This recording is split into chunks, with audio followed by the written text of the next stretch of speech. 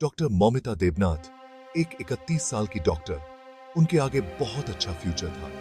She was dedicated to her patients and passionate about her work at RG Kar Medical College in Kolkata, India. लेकिन उनके dreams बड़े ही दुखद तरीके से अधूरे रह गए। एक दिन ड्यूटी के दौरान वो एक बहुत ही भयानक क्राइम का शिकार हुई जिसने पूरे देश को हिला दिया।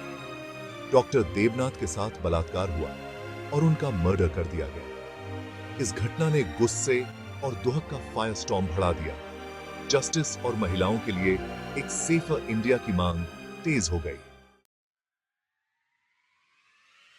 डॉक्टर देबनाथ का ब्रूटल मर्डर सिर्फ एक पर्सनल ट्रेजेडी नहीं था, यह नेशनल आउटरीच था। हर वर्ग के लोग सड़कों पर उतर आए। उनके दुहक और गुस्से की आवाज एक हो गई। पूरे देश में प्रोटेस्ट्स हुए। परपेट्रेटर्स के खिलाफ स्विफ्ट एक्शन की मांग की गई। डॉक्टर्स, नर्सेज और मेडिकल स्टूडेंट्स अपनी ही एक साथी को खो देने से बहुत अफेक्टेड हुए। प्रोटेस्ट्स में शामिल हुए। उन्होंने हॉस्पिटल्स और वर्क प्लेसेस पर इंक्रीज सिक्योरिटी की मांग की। फीमेल हेल्थ केयर वर्कर्स को होने वाले रिस्क्स पर हाईलाइट किया। ये प्रोटेस्ट लोगों के अंदर दबे हुए एंगर और फ्रस्ट्रेशन को दिखाते थे।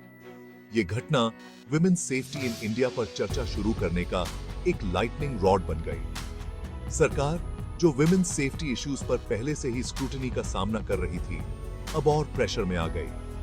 देश डॉक्टर देबनाथ के लिए जस्टिस और ऐसी हॉरिफिक क्राइम्स को रोकने के लिए कॉन्क्रीट मेजर्स की मांग कर रहा था।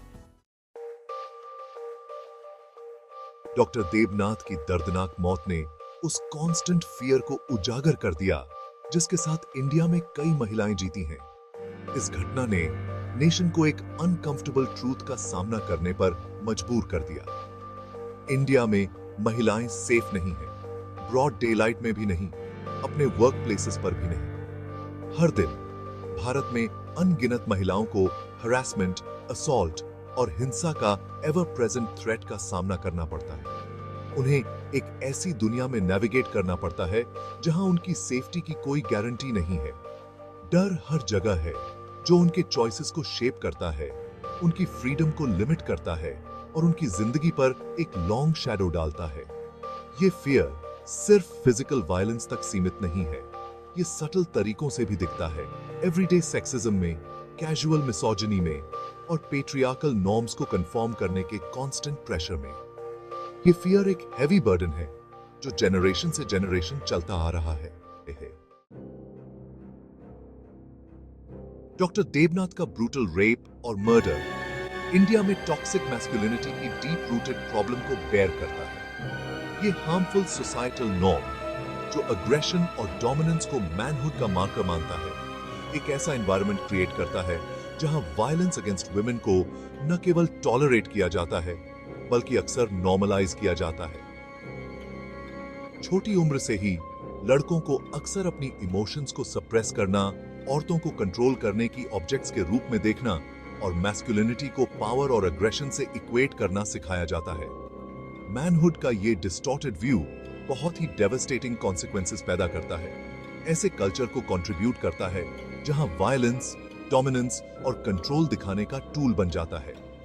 टॉक्सिक मैस्कुलिनिटी को चैलेंज करने का मतलब पुरुषों को डीमोनाइज करना नहीं है, बल्कि ऐसे हार्मफुल सोसाइटल नॉर्म्स को डिसमेंटल करना है जो सभी को हर्ट करते हैं। ये लड़कों को एम्पैथेटिक, रिस्पेक्टफुल बनाने और पेट्रियार्की की फाउंडेशन को ही चैलेंज करने के बारे में है। Section 5, breaking the silence, a call for collective action. Doctor Debnath का क्रूर मर्डर एक वेकअप कॉल था, एक गंभीर रिमाइंडर कि साइलेंस कोई ऑप्शन नहीं है। इसने वुमेन्स सेफ्टी और कलेक्टिव एक्शन की अर्जेंट नीड के बारे में नेशन वाइड कॉन्वर्सेशन शुरू कर दी। हर वर्ग के लोग अपनी आवाज उठा रहे हैं, डॉक्टर देबनाथ के लिए जस्टिस और सभी महिलाओं के लिए सेफर इंडिया की मांग कर रहे हैं। इस घटना ने एक मूवमेंट शुरू कर दिया, बदलाव के लिए एक कलेक्टिव क्राई जो जियोग्राफिकल बाउंड्रीज और सोशल डिविजन से परे है। इसने यूनिटी की पावर और वायलेंस अगेंस्ट वुमेन के डीपली एंट्रेंच्ड इश्यू को एड्रेस करने के लिए मल्टी प्रोन्ज्ड अप्रोच की जरूरत को हाईलाइट किया। क्लासरूम से लेकर कोर्टरूम्स तक, सड़कों से लेकर सोशल मीडिया तक ये कॉन्वर्सेशन जारी है। ये एक ऐसी कॉन्वर्सेशन है जो कॉन्क्रीट एक्शन, सिस्टेमिक चेंजेस और ऐसे फ्यूचर की तरफ ले जाए जहां इंडिया में महिलाएं बिना डरे जी सकें। Section 6. When misinformation compounds tragedy. Doctor Devnath के मर्डर के बाद एक डिस्टर्बिंग ट्रेंड सामने आया। मिस इन्फॉर्मेशन का फैलना। एक वीडियो जो फॉल्सली क्लेम कर रहा था कि वो डॉक्टर देवनाथ के फाइनल मोमेंट्स दिखा रहा है, ऑनलाइन फैलने लगा। इस हॉरिफिक ट्रेजेडी में दर्द की एक और लेयर जोड़ दी। ये वीडियो, जिसे बाद में फैक्ट चेकिंग ऑर्गेनाइजेशंस ने डीबंक कर दिया, मिस इन्फॉर्मेशन के डेंजर्स को हाईलाइट करता है, खासकर सोशल मीडिया के जमाने में। इसने रिस्पॉन्सिबल शेयरिंग की जरूरत और शेयर बटन दबाने से पहले इंफॉर्मेशन को वेरीफाई करने की इंपॉर्टेंस को अंडरस्कोर किया। मिस इन्फॉर्मेशन का फैलना न केवल विक्टिम्स और उनके परिवारों को फर्दर पेन पहुंचाता है, बल्कि इन्वेस्टिगेशंस में भी हिंडर कर सकता है और अनावश्यक पैनिक और डिस्ट्रस्ट पैदा कर सकता है। ये एक रिमाइंडर है कि डिजिटल एज में इंफॉर्मेशन एक पावरफुल टूल है जिसे रिस्पॉन्सिबली इस्तेमाल करना चाहिए। Section 7. Navigating the digital age. The need for fact checking. Doctor Devnath के केस में मिस इन्फॉर्मेशन के फैलने ने आज के डिजिटल लैंडस्केप में फैक्ट चेकिंग के क्रूशल रोल को हाईलाइट किया। इंफॉर्मेशन के लाइटनिंग स्पीड से ट्रैवल करने के कारण ऑनलाइन कंटेंट के क्रिटिकल कंज्यूमर्स होना पहले से कहीं ज्यादा इंपॉर्टेंट है। Fact checking organisations false information को डीबंक करने और हार्मफुल नैरेटिव्स को फैलने से रोकने में वाइटल रोल निभाते हैं। ये सच्चाई के गेटकीपर्स हैं जो ये इंश्योर करने के लिए टायरलेसली काम करते हैं कि जो इंफॉर्मेशन हम कंज्यूम कर रहे हैं वो एक्यूरेट और रिलायबल हो। डिजिटल सिटीजन्स होने के नाते ये हमारी रिस्पॉन्सिबिलिटी है कि हम विजिलेंट रहें, ऑनलाइन देखी जाने वाली हर चीज पर क्वेश्चन करें और इंफॉर्मेशन के लिए ट्रस्टेड सोर्सेज पर रिलाई करें। फैक्ट चेकिंग को अपनाकर और मीडिया लिटरेसी को प्रमोट करके हम कलेक्टिवली मिस इन्फॉर्मेशन के फैलने से कॉम्बैट कर सकते हैं। Section 8. Justice for Dr. Debnath. A demand for accountability. Doctor Devnath के मर्डर की इन्वेस्टिगेशन जारी है और पूरा देश जस्टिस का इंतजार कर रहा है। इस घटना ने आउटरीच और अथॉरिटीज जो सिटीजन्स की सेफ्टी और सिक्योरिटी के लिए रिस्पॉन्सिबल हैं, से अकाउंटेबिलिटी की मांग को स्पार्क किया है। विमेन्स सेफ्टी इश्यूज को हैंडल करने को लेकर सरकार इंटेंस स्क्रूटनी में आ गई है।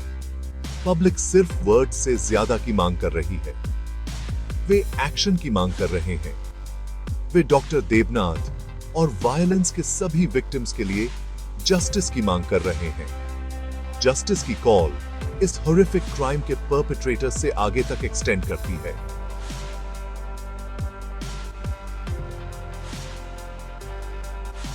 ये सिस्टेमिक ओवरहॉल के लिए कॉल है, स्ट्रिक्टर लॉज के लिए, बेटर एनफोर्समेंट के लिए और एक ऐसे सोसाइटी के लिए जो अपने सभी सिटीजन्स, खासकर महिलाओं की सेफ्टी और डिग्निटी को वैल्यू करता हो।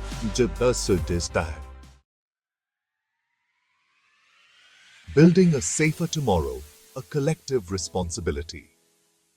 डॉक्टर मौमिता देवनाथ की मौत एक स्टार्क रिमाइंडर है कि महिलाओं के लिए एक सेफर इंडिया बनाना हम सभी की कलेक्टिव रिस्पॉन्सिबिलिटी है।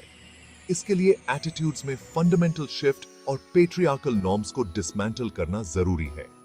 लड़कों और पुरुषों को कंसेंट और रिस्पेक्ट के बारे में एजुकेट करना जरूरी है। महिलाओं को एम्पावर करना और ऐसे स्पेसेस क्रिएट करना जरूरी है जहां वे वायलेंस की रिपोर्ट कर सकें। परपेट्रेटर्स को अकाउंटेबल ठहराना और जस्टिस सिस्टम को फेयर और एक्सेसिबल बनाना जरूरी है। एक सेफर टुमारो बनाने के लिए कलेक्टिव एफर्ट और कमिटमेंट की जरूरत है।